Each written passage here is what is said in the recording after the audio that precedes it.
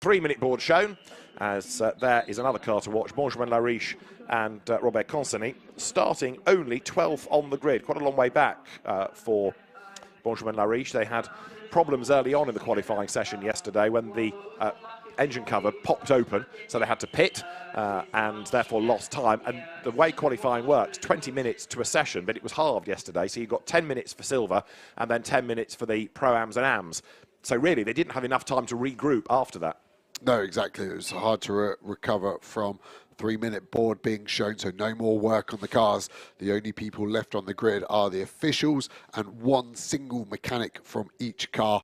They're normally there just with a jump battery, so they will wait until the driver fires up at the 1-minute board and they can unplug just to make sure the cars can fire up without that. But you want to mitigate any issues with firing the car and the jump battery. Is a very easy way to get around some potential issues. And not only do those regulations dictate who's on the grid, but also the car must be on the ground, can't be on the jacks anymore. It's got to be back on the floor. So the trophy taken away from the front of the grid. The 1-minute board will be next. Engines will fire. The last personnel, marshals included, will be off the grid. And then the race director, João Doval, will coordinate the start of the formation lap.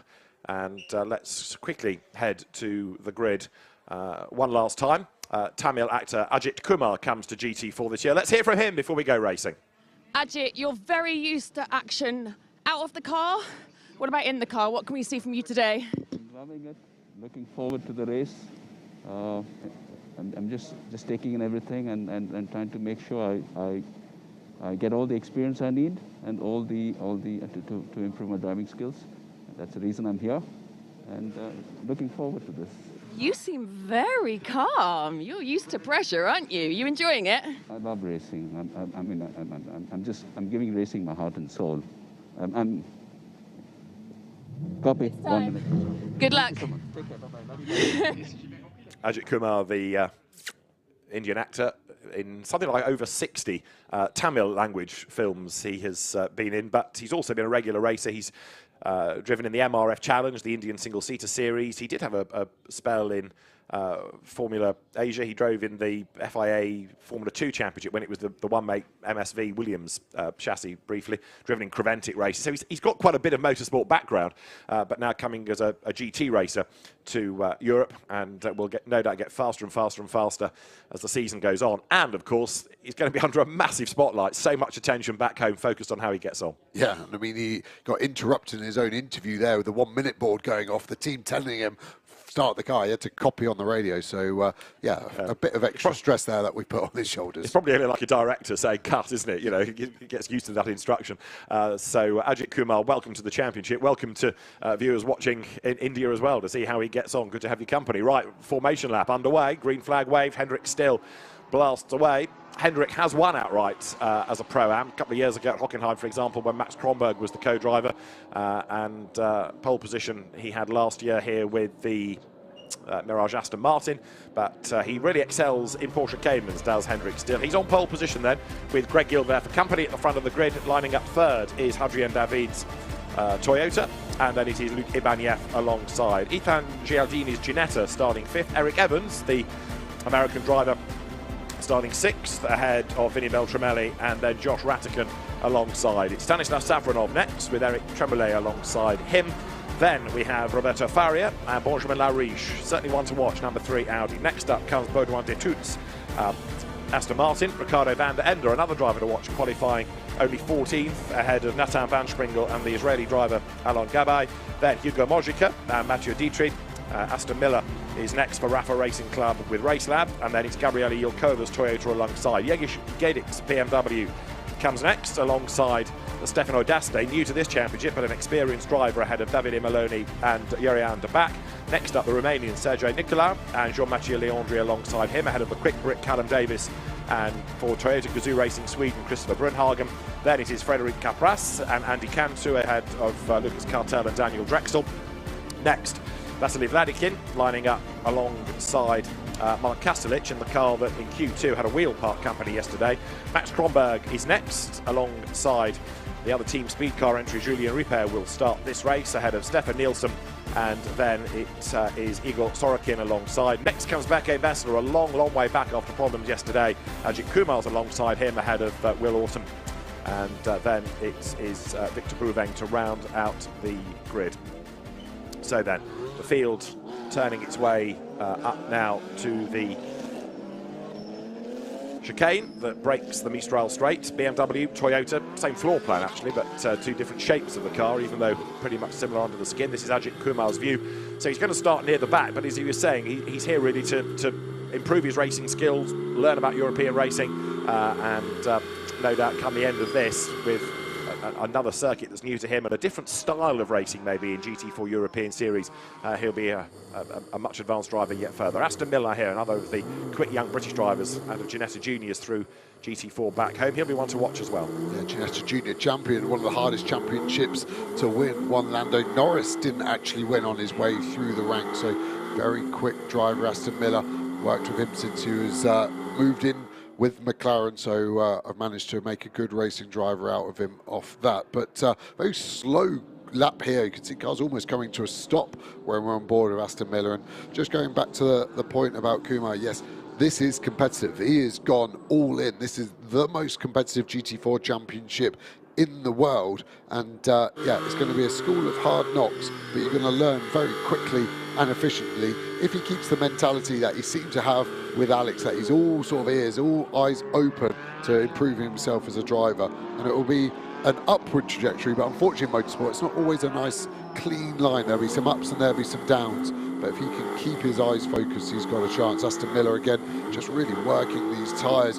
No tyre ovens again in GT4, so they've got to generate all the energy on this first lap.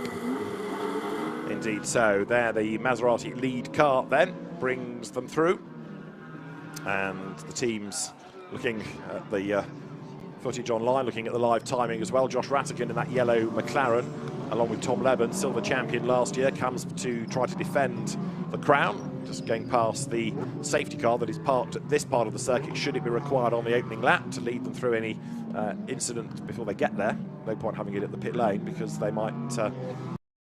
Who's going to make the best start now as we go green? The answer is Porsche. Hendrick still at the wheel of it, gets ahead of Gilbert, up into third place. Luc Ibanez just nosing ahead of Hadrian David, and then Eric Evans in the grunt and go Mustang on the outside line as they head down towards turn one for the first time. Ibanez round the outside, Evans round the outside in that Nicky Molly livery Mustang. The field funnels through. Josh Rattigan up the curb at turn two. 1 or 2 get run out wide, but a good getaway by Hendrick still, and that Porsche Cayman leads the pack as they drop now down towards turn 4. Yeah, he's got a good gap behind him as well, as does the Mercedes behind him. I saw Tremollet, that green and black Mercedes, right in shot. Aston Martin on his rear bumper, jinked to the middle. I hope the race director doesn't give him down the inside, cuts the inside there of turn 5, then backs out of it. Should get away with that one.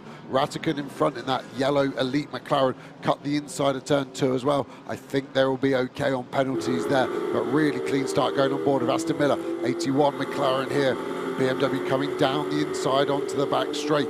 Miller way down in the pack. He would have wanted to be in the top 5, let alone the top 20, as the leaders hit the chicane for the first time.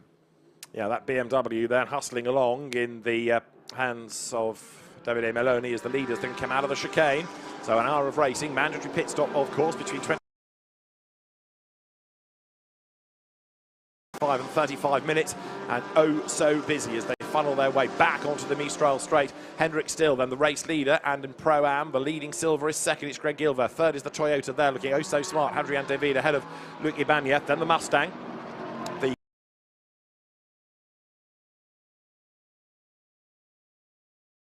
car from Academy Motorsports, British stable of Eric Evans.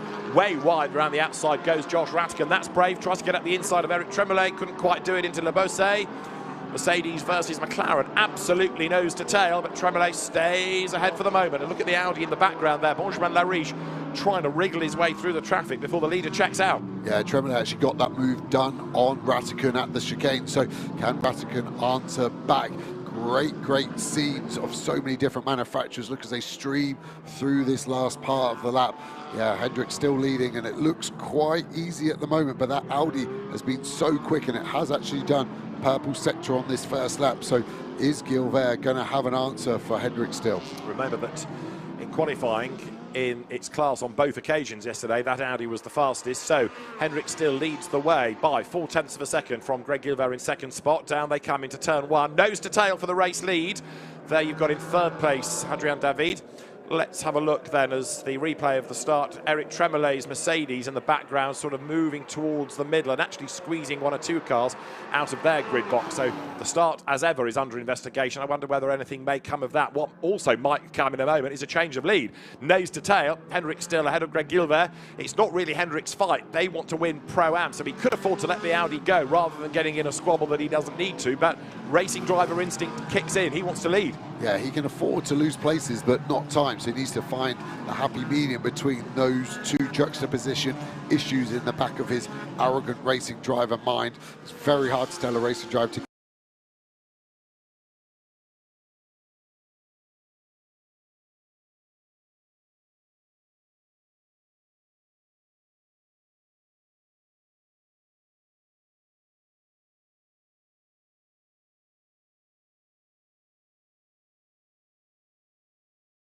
give up a position if they think it's the best for the strategy. But I think Gilbert's got the pace, and I think this is going to be done in the next few laps. The Audi very strong over the whole lap. The Porsche very good traction, as all Porsches do, but does seem to struggle a bit more at the top end, and there's a lot of top end speed parts of this Paul Ricard circuit. So through they wriggle, and as they come now out of the chicane on towards that fast right of Senior, it remains Henrik still up front from Greg Gilbert on board here with 81 then, so hustling up through the traffic. This is Aston Miller at the wheel, and he's got a grandstand view of what's going on just up the road ahead, hasn't he? He's kind of further back than he would like to be, but he's got a great view of the Mercedes there, the NM Racing Team car trying to squeeze up the inside of the Porsche. Through Senior they go. Andy Cantu in the Mercedes. It is Capras with the Porsche. Out wide they go. Miller needs to duck up the inside. He's cleared the Cayman just about on the inside at Le Beausset. Bit of a twitch from the Mercedes. Andy Cantu ahead. And Miller having to put quite a lot of energy into the steering. Yeah, definitely. Look at those steering inputs, having to be very aggressive to get the front end. So maybe he's not happy with the front end grip. What's the BOP like for the McLaren? You see the Mercedes, pull out in front, but then the McLaren is always strong in the corners, and that's where the BOP keeps it fair. You can also look at all the information on the dash Aston Miller's having to take on board. Gear number, rev counter, tyre pressures, everything going on. Quite a few cars run wide in the background there, and a spinner, I'd suggest, from all the smoke. And there is that Cayman, number 128. That tries to rejoin then, so yellow briefly, and tumbling down the order then as a consequence of that spin is Frédéric Capras. So he was in a battle, now he's in trouble and trying to regroup as the leading quintet goes by. Still Gilbert, David, Ibanez, Evans. Fastest lap of the race from Eric Evans in the Ford Mustang then, that's starting to hustle along. There you've got the McLaren in the hands of Josh Rattican, but he's got a bit of work to do still, down in 10th place. Next target is Eric Tremblay. Getting a replay here of what kicked off and how Capras came to get turned around, and he had a BMW in the back of him, didn't he? Sort of shoveled him around there, number 20, the Lucas Cartel BMW. Nothing deliberate, just a fraction too late on the brakes, and that was all it took to turn the Cayman around. Yeah, concertina effect quite standard at that last corner. Look at the wheel spin. He just kept his foot buried trying to get out of the way. Everyone did well to avoid him. The Audi actually not looking quite as strong. The Supra now of David is kind of the car that looks most ominous to try and get to the front. Indeed so. Hadrian David then presses on as the former single-seater racer has designs on Greg Gilbert, who still can't clear Henrik Still, can he? So the Audi, as we were saying, very quick in the qualifying sessions, plural, yesterday, but for the moment unable to do much about finding a way through. Yeah, really not. A lot of the cars staying nose to tail, just trying to pick out some sub-battles there. I'm surprised how much the RAFA Racing McLarens here, Aston Miller, are struggling. A bit of damage on the front of this car. We go back on board. There's that Mercedes that we've caught back up in the corner. Are we going to have a look to the inside second part of Le Beausset? We cannot, because we are really struggling with the rear end of that car. See Aston Miller soaring away. It was like he was trying to cut down a tree, not get a car around turn 12. Here at Paul Ricard, we've got a slightly wider entry. So hopefully, can we get on the throttle hard now, negate this gap on the exit? The drive of that Mercedes very strong here, coming around this last part of the lap. Got another technical corner here at 14, double apex. Hit the corner once, take it in again, and there's a chance to lunge into the last corner. But we can see previously from the Porsche getting turned around how easy that is. Rattican on the defence now. He's got back past Tremblay, who got past him on the opening lap, and there's a four-car battle flying into turn one. Through they turn then. Start of car number 32 is under investigation, and that is the leader, Henrik Still. So it was a good start, but was it a little bit of a jump in order to secure the race lead? It's being looked at. So as the officials, the stewards are looking at contact between a couple of cars, so also they're looking at the start from Henrik Steele, who's 0.8 of a second to the good now, as they can see Josh Ratigan's yellow McLaren up the curb, looking to try and squirt up the inside there as they come off the corner to get alongside Safronov. Can't do it, but Ratigan finding himself in a big battle. Of course, that was the car that won silver in the championship last year. He's got himself up past Eric Tremollet, but the Mercedes is fighting back on the Mistral, and Ratigan, look, has to go defensive. And there's also there, number 3, Benjamin Lariche's Audi, trying to get in on the act as well.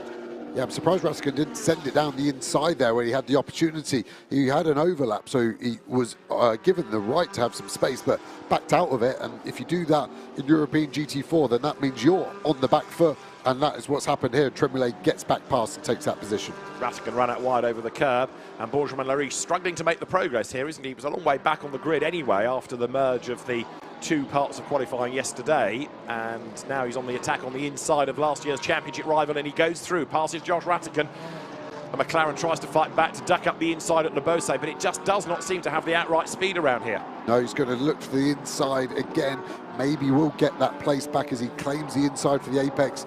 Will the Audi hang around the outside? Ratigan says, I'm not going to allow you, and just eases him off the outside. That is your choice. When you're the driver on the inside with the overlap, you decide where you want your car to go. Good, clean racing, but the McLaren really struggling here at the moment to replicate the form it had last year. Yeah, there aren't that many McLarens this year anyway, so they don't sort of have the strength in numbers anymore. Elite Motorsport, Eddie Ives' team running that car for Josh Ratigan and newcomer Mackenzie Cresswell, who drove in the winter GT4 series, not an SRO series, but useful to get some mileage, but now really thrown in at the deep end. The lead gap is up to over a second as Henrik Steele pulls away slightly from Greg Gilbert. Then Hadrian David in 3rd place, Eric Evans 4th in the Mustang, and a little bit further back, another big battle going on there. Look, as Vinny Beltramelli, number 24 Porsche, tries to clear and fails to clear Stanislav Safronov. Yeah, they're defending hard, pushing each other all the way to the inside. Let's watch the lead cars fly through. Eric Evans looking pretty good. So is Ibanez in 5th place in that Mercedes car, streaming through. Ratigan still in front of the Audi as well, another Mustang.